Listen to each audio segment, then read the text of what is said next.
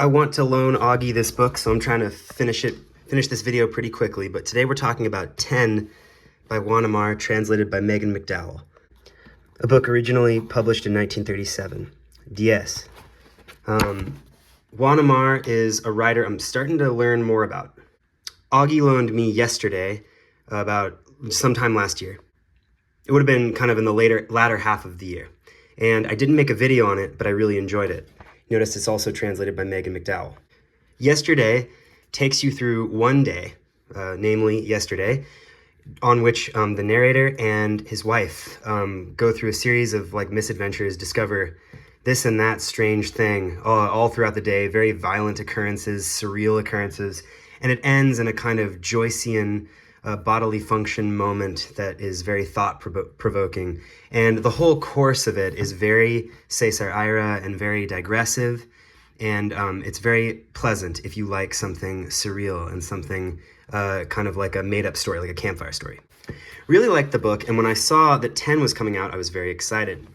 Like all of you, I like to go to the New Directions website and look at the new and forthcoming books section to see what's coming in the future. And a while back, it became clear that 10 was going to be upcoming. And I was very excited about this. Of course, now I can't really find it anywhere on the site, so I don't know. Juan Emar. I saw this on the site and I was really, really excited. So yesterday was a novel, and this is a collection of short stories. I mean, just right then I was like, how is this person who loves to stretch out on these strange, dreamy, kind of occasionally violent digressions, he likes to strike out on these, how's he going to handle these shorter forms? Like, how short are the stories going to be? And then I saw here that there's a contribution by Cesar Aira. Indeed, you see when you get the book, it's very smooth, paperback, that pleasant kind of light, very well done, New Directions paperback. It's got a cover by Eric Carter, I think. Yeah, there's Eric Carter. And you see here, Introduction by Cesar Aira.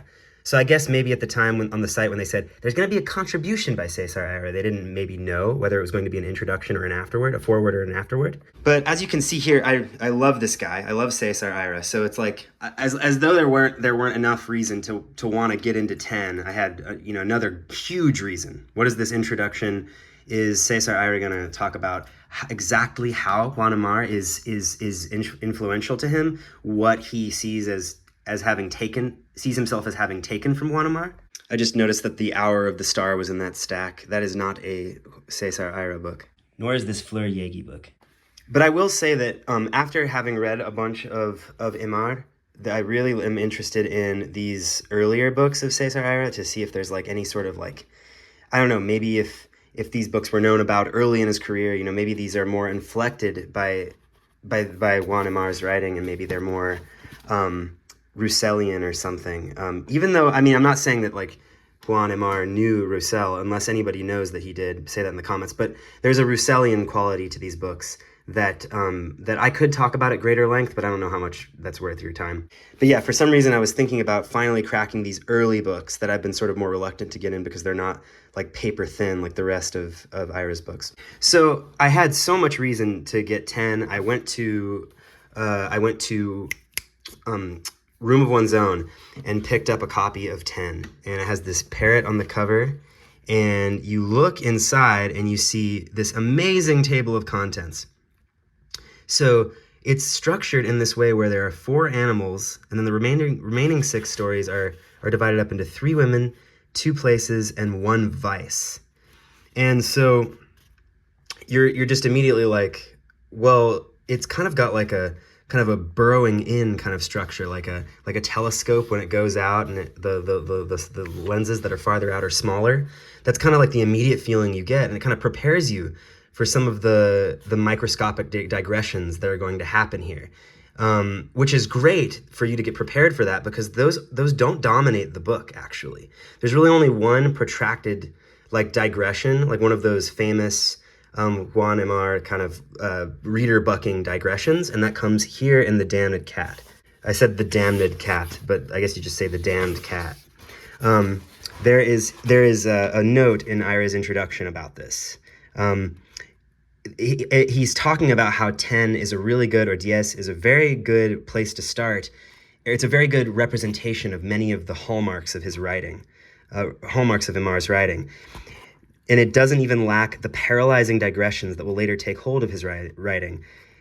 See the immobility in front of the damned cat's funnel. I didn't know what that meant when I read the introduction.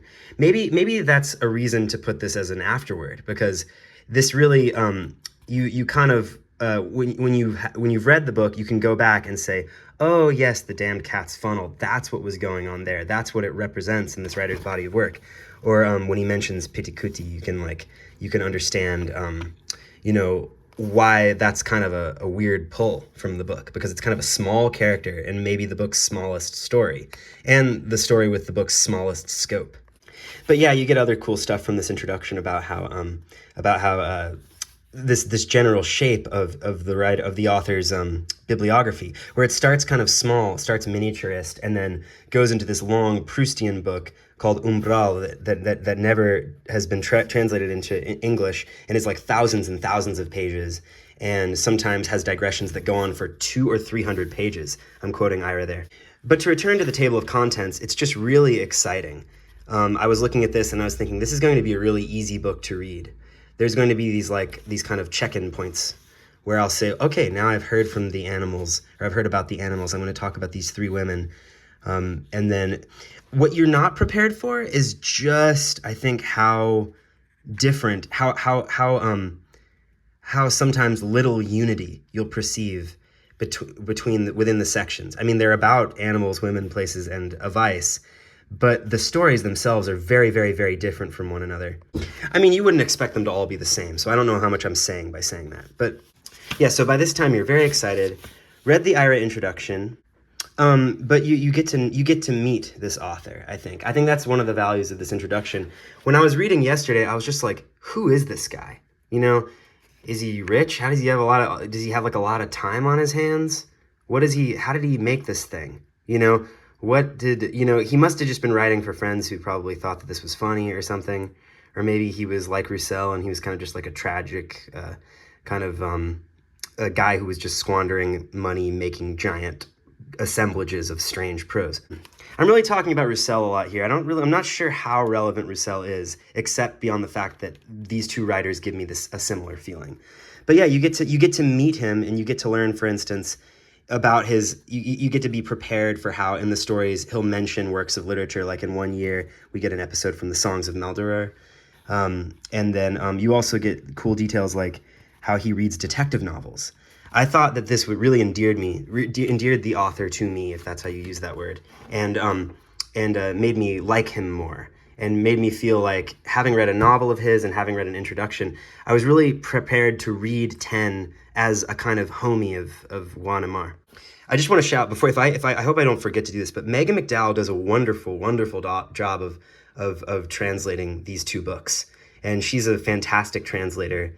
And I can't imagine what it must have been like to translate these and just have the sensation of the surprise of inhabiting each turn of events, because these turns are acute turns. These are acute angles.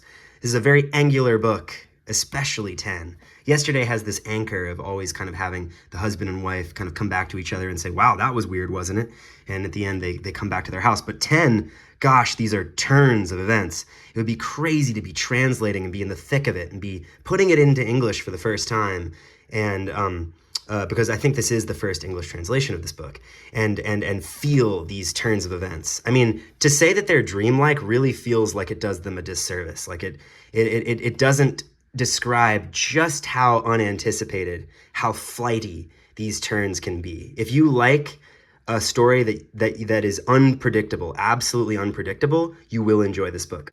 I'm kind of glad that I'm scheduling these videos out a little bit, because I wouldn't want Augie to see this video, know what's in 10, or like know all my thoughts, and then experience it for the first time. I'm glad that Augie gets a chance to like read it for the first time, and then this video will come out. So yeah, we've read around the book a little bit. It's got that smooth cover stock, kind of your hand just kind of breezes across it. It's a very, very light paperback.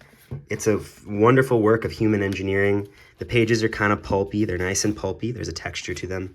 And then the typography is, of course, the same type that all these New Directions paper books have. So all those Ira novels also have it too. So, which makes you feel kind of immediately at home. Oh, one last thing before we go into the book. Ira says 10 was, with good reason, its author's favorite of his own books. He mentions in a letter in one of the stories, Lesette, which is the last woman story, the last woman you meet, is not bad. And I think that really colored my reading experience. I was going into this thinking, gosh, my favorite author essentially says that this is maybe his best book. So I should treat it accordingly. It helped me kind of lean in and pay attention, I think. So I kind of want to briefly go through the stories and talk about what they contributed to my reading experience. Say some favorites. So right off the bat, I really felt like my favorite was the unicorn. The unicorn really blew my mind in terms of turns of events. I think they were the most kind of unanticipated, beautiful, touching, numerous in the unicorn. There are also lots of turns in the Cantera estate, but that one's more kind of piecemeal, and it feels more like, because it is in this chapter, it's split into chapters, it feels more episodic and less unified in a nice way, even though it is unified by the death of one of the figures that appears in it. And it's a wonderful story. Really ranking these, I'm ranking stories that I like and appreciate. But anyway, to return to my ranking, I really liked the unicorn a lot.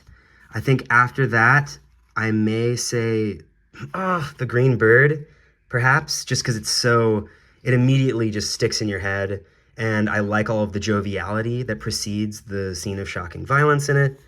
I loved the cartoonish Peter Jackson nature of the violence in it. I mean, just like, it really acquainted me with a certain scene involving an ostrich and a lion in Yesterday. That was a very mentally sticky scene. Oh, I see down there that birds are pooping on my car. That's cool. I got nothing against the birds pooping on my car. I think it's just cool that they're pooping on my car. You know, birds are very I hold birds in high esteem. So that they would choose to bless my car with some of their waste is pretty cool to me. Yeah. So I've said unicorn, green bird. Of these three women's stories, I think my favorite is actually Chuchezuma, because the other two felt a little more, I mean, I'm being really uncharitable here, but they felt a little more try-hard, and Chuchezuma had a really kind of light quality to it. I thought that the way Chuchezuma, when you first meet her, is in gray, and you're talking about wolves and your fear of wolves, and then you kind of have this episode with a lobster, and you come back and see Chuchezuma is in red. I thought that was really cool. And I thought that its progress was really singular. Also, quite cool technique in Chuchezuma of setting in texts about some of the figures mentioned. So, like when Chuchezuma says, "You fear the Garu wolf like you fear Satan himself," you get this little inset bit of text from, I think, from either Poe, or it's about something that Poe talks about or something. But it's supposed to feel kind of like you're getting taken into a Poe paragraph. This happens throughout the book. Like, you get another paragraph about the Garu wolf.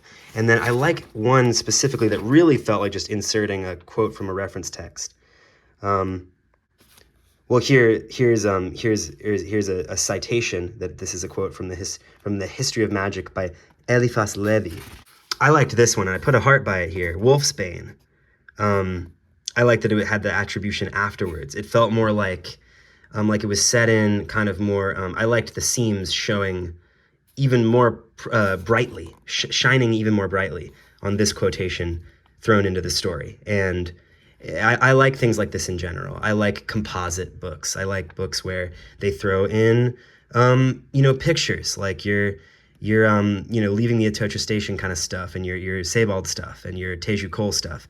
And I also like composite books where there are lots of different quotes from different sources, like sort of like how Elliot Weinberger feels. So I will say that those are my top three: Unicorn, Green Bird, and Chuchezuma. But every other story contributes its own special magic. And now I've got to go have coffee with Connor, but I will be back to talk more about this. Until later, 10.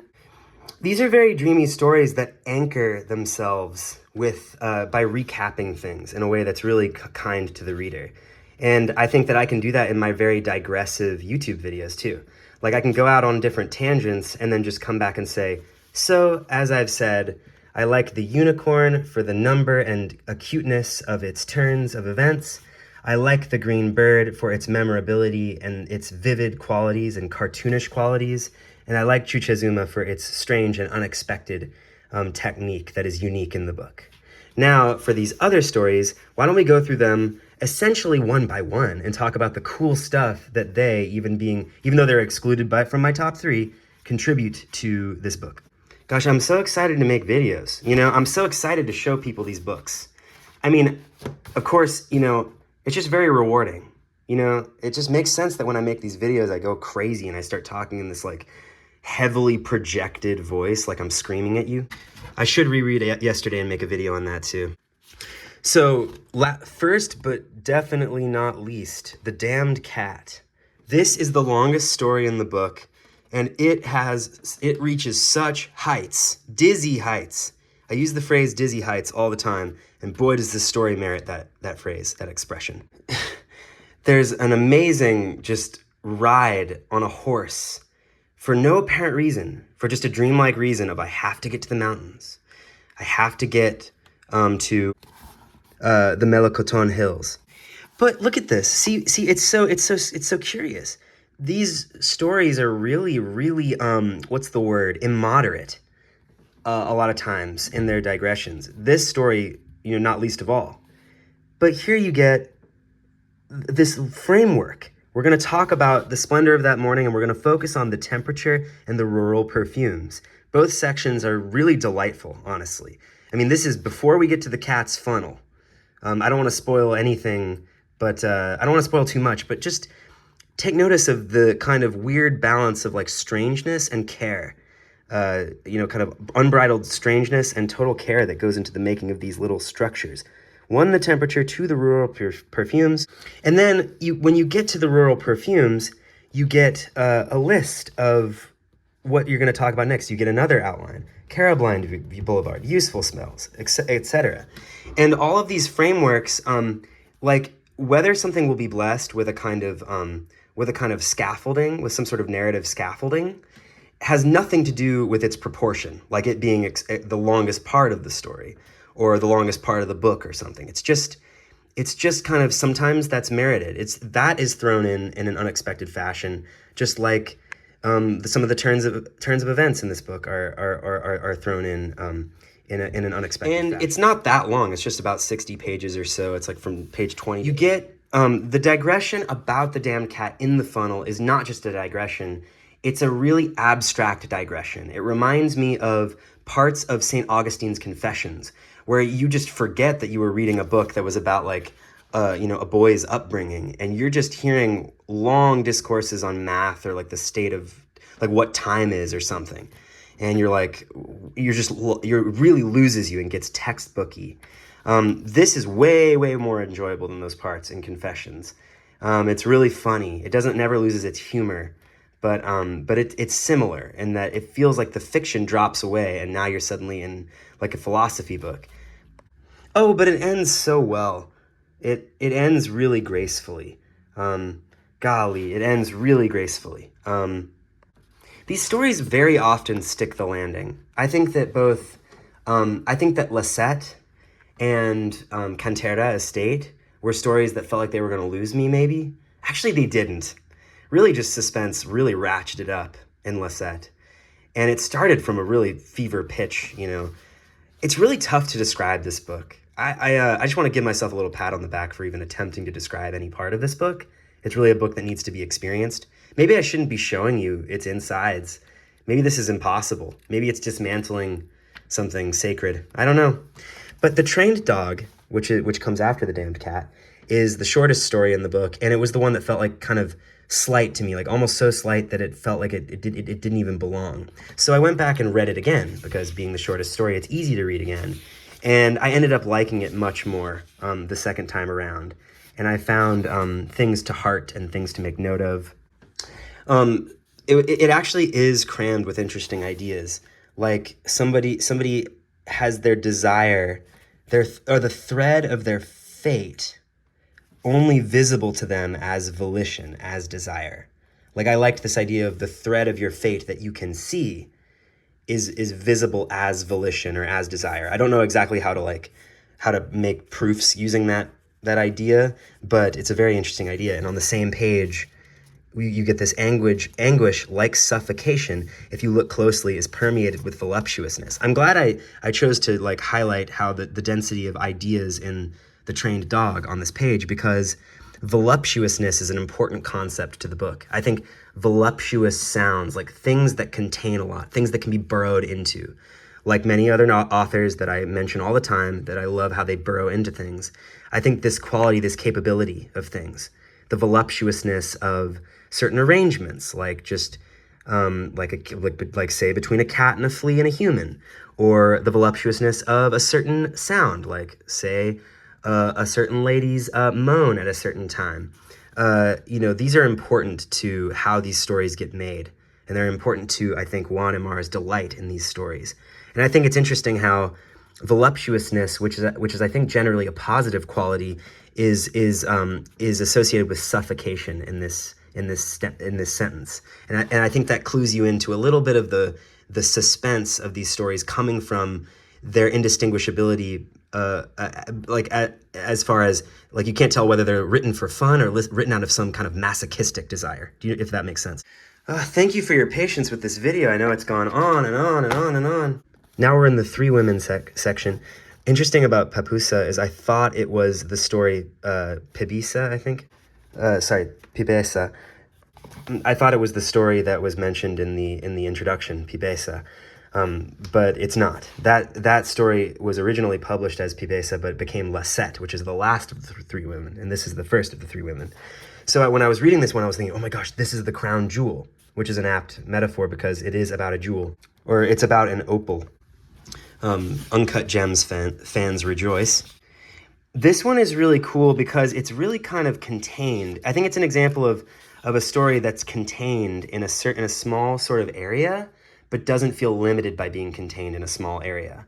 Like Trained Dog feels kind of maybe, like if that's limited to Pitikuti, it kind of feels maybe limited by that small sphere. But in this one, you go into the opal, and what's happening in the opal is so big, it's almost like evades description. I mean, that's kind of a dreamy way of putting it, but it really feels like the dream is really happening and roiling inside of that object. It's there's no limits inside of it.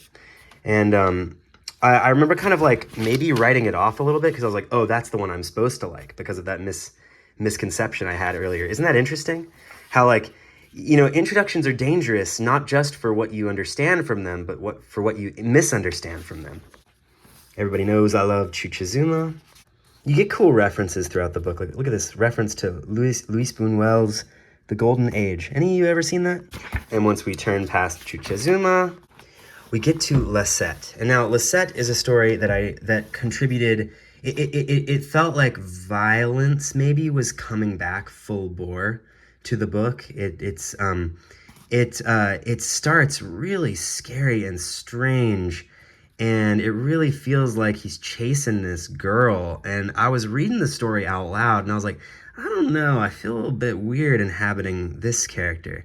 But then as things develop and the chase, characters are added to the chase, and the chase terminates in a kind of Kafkaesque fashion. Now, you'll see that Ira does not believe, as Neruda does, that Emar is Kafkaesque. That's just a note. That's a side note. But yeah, it kind of terminates in this nice Kafkaesque episode that really just rounds things off perfectly. This was a story that kind of, it really showed me up because I kind of thought that I was too good for it at the start or something. And then by the end, I had a real sense that, Emar's going to take me, somewhere cool. I should trust him a little more. And so I was lured still further along in the book. It's interesting how much kind of like conflict between doubles is present in the book. Like someone will suddenly split, and one half of them gets the short end of the stick, and gets shot at or gets captured or something. And it's really funny how that happens. I think a lot of times doubles are viewed as kind of these like distant, mysterious things that don't get engaged with, whereas here they're immediately slapped in the face, you know, immediately engaged with physically, violently. Now, Mac Quice is a real, that's another one that I kind of thought, I gave it a little subtitle, A Dream Litany. You know that's one of my favorites. That's one I kind of want you to just read and enjoy. That's another one that kind of, when I started it, I was a little skeptical. It actually bucked me. I had other things on my mind when I was starting to read it, and I was like failing to pay attention. But it just starts off as this tour de force, a litany of things that's really kind of comparisons. Like the bellboy's hat was a hue of paper moistened with salt water.